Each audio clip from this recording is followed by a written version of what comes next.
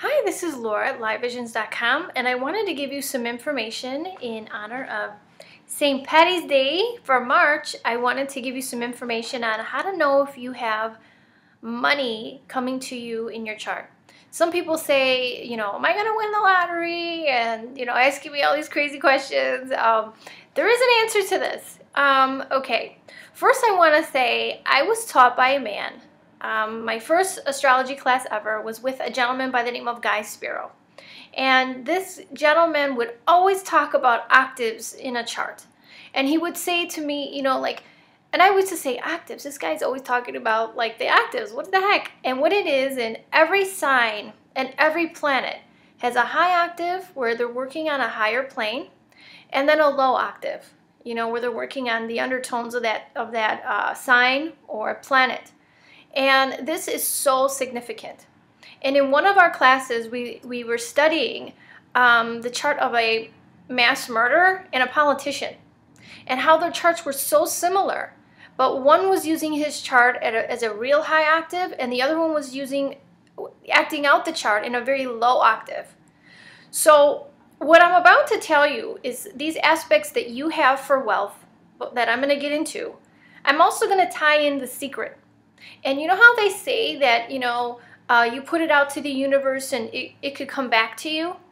Well, I believe that's true, and that if you put it out there and you're really trying and you really want to activate that higher octave out of your chart, I really do think that you can manifest abundance by doing that. The only thing I disagree with, if it's not promised in your natal chart, your natal promise, I don't see it coming to you. So let's say that you really put it out to the universe and you have like a vision board and everything else that you want to win the lottery. And, if it's not promised to you in your natal promise, it won't happen. But let's say you say to yourself, I want to be the next Bill Gates. I'm going to bust my hump and I really want to be successful. And if this is in your natal promise to have wealth through hard work, you will probably manifest that, and that's why it's so important to know your natal chart and your natal promise, because, like I said, and don't get discouraged, because every chart, even no matter the toughest chart ever, has hidden blessings, so what your natal promise might not be somebody else's, and your strong point might be somebody else's weak point, and it's all, it's all octaves, as he would say. You really, and if you're fine that sometimes you look in your chart and you think to yourself, well, this hasn't happened for me yet. This abundance for money has not happened for me yet.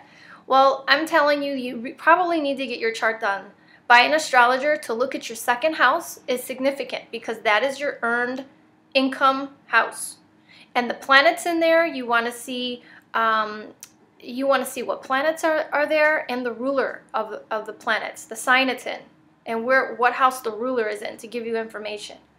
Also, the sixth house is your work environment, and the environment in which you make money. You want to look at that too, along with your 10th house, and your midhaven. The midhaven is the pinnacle of your career. You're going to want to look at that to see what kind of wealth you're going to bring into your life. And if you don't know what area or what category this is in, you may want to have your chart done by an astrologer. Okay, I do have an astrologer, Ask the Astrologer question on my website. That's it's only $25, and you can get, if you want to know, well, where am I going to make money? It's $25, and I can look at that for you. Just putting it out there, if you don't have the money for a full reading, that's an option. Okay, so I want to say the secret is really good at manifesting what's already in your chart. So it's important to know what's already there, and it's also important to work at that higher octave. Remember, like I said, when we did that chart of the mass murderer and the politician, their charts were so similar, but one was using his chart at a higher octave in his life. Okay, that being said, well, I will say here's some aspects to tell you if you have a pot of gold in your chart or not. So I figured I'd have this up before March for St. Patty's Day, so you all know if you have a loot or not. Okay.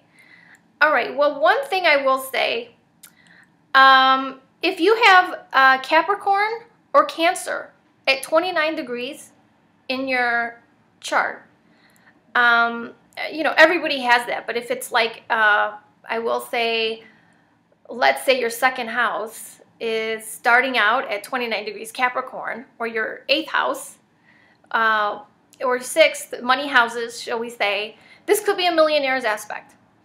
So this is something that you want to look at, okay? Now, some of the more difficult, 29 is always a tested degree. You know, 29 is a very pivotal degree in a chart, okay?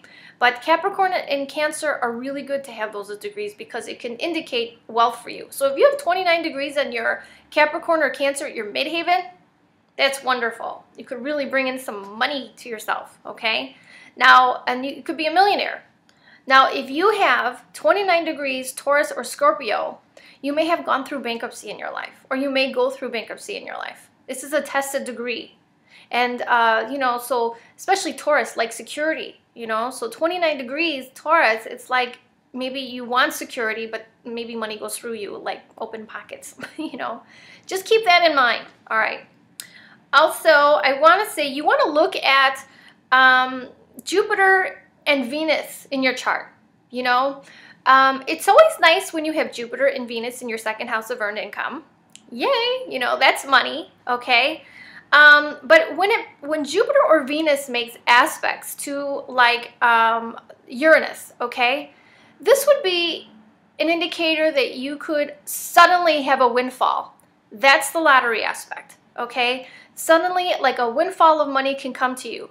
And make sure you're also looking at those houses. Like, is this affecting your midheaven, your 10th house, or your 6th house, or your 2nd house, or is it 8th house? 8th house is other people's income. It could be inheritances, 8th house, okay? So you want to look at that. You know, now if Jupiter or Venus aspect Neptune, this is kind of like, you just know everything's going to be fine. I don't know how I do it. I just find money and it just comes to me. And you have this inner faith that money is going to be there, and it usually is. So you may have like just this knowing that, you know, some people just don't worry. They're like, yeah, I don't know. Something always comes up. It always does. These are these people, okay? Now, if you have Pluto aspecting Jupiter or Venus in your chart, you could probably inherit money, you know, or you could get money through investments, especially if this is happening in the 8th house. 8th house is other people's money, you know. Now, I will say also, I'm trying to make sure I didn't forget any. Also, the 11th house too, you want to look at that because that's personal gains, you know. So you can, you know, 11th house is assets through business or your career. You know, I didn't want to forget that as well. Now, if you have Pluto conjunct Jupiter, that's a millionaire's aspect, especially if it's in the 2nd or the 8th house. So keep that in mind. Now, if you have the sun in different houses, this also means something different. So if you have the sun in your 1st house, you're a self-starter. You know, you're going to initiate and create income for yourself. If you have it in the 2nd house, you have a drive to create your own income, your own money. Okay? If you have your sun in the 4th, you may inherit money. And it could be through homes or property. That could be it as well too. 7th house, you may inherit with a partner, you know. 8th house, you may inherit, like I said, through investments or just through inheritance with somebody passing on. 10th house is the ambition. You're really ambitious to drive for success. And this is if you have the sun in these placements, okay? So anyway, I hope this gives you a little bit of information about some of the aspects and about earning money. Now, there's more to it because when we look at a chart, we look at the cusp of that 2nd house to see where you're going to earn your money. And we look to that ruler, to the sign that it's in. And we look for where that ruler is to figure out what money you're going to earn and what field. Okay, and we look at any planets that are in the 2nd house, you know, when we're doing a chart. And then I look at the 6th house, the work environment. What kind of work environment is this person working in? What is the cusp of the 6th house? Where's the ruler to that sign? What house does that reside in? And then I look at the 10th house and I say, this is the pinnacle of this person's career. What sign is it in? And are there any planets on that midheaven? And if so, what are the rulers to that sign it's in? All of these gives you the whole story. Well, I hope you like this information and I hope it was useful to you in your chart. If you would like me to take a look at your chart, please book a reading on the website. That's LIVEVISIONZ.com, and that's LIVEVIS like Sam, IONZ like zebra.com. And I'd be happy to do that. Or if you want to do the Ask the Astrologer question, I'd be happy to look at your chart and just answer a money question if you want to know where you're going to make your money or your career. And I wish you a pot of gold for March. And in honor of my mom, who was Irish, and I am Irish and Italian, that's where I get this really white skin. Anyway, I just wanted to share a little blessing that she used to have in our house when we were young, and it reminds me of her. It says, wait, let me just put this up here so I'm looking at the screen. It says, it's an Irish blessing, and it says, may the road rise to meet you. May the wind be always at your back, and may the sun shine warm upon your face. May the rain fall soft upon your field, and until we meet again, may God hold you in the palm of his hands. And then we had a little magnet in our refrigerator that was really cute. It was said that, may those that love us, love us. May those that don't love us, may God turn their hearts. And if God cannot turn their hearts, may he turn their ankles so we may recognize them by their limp. So cute.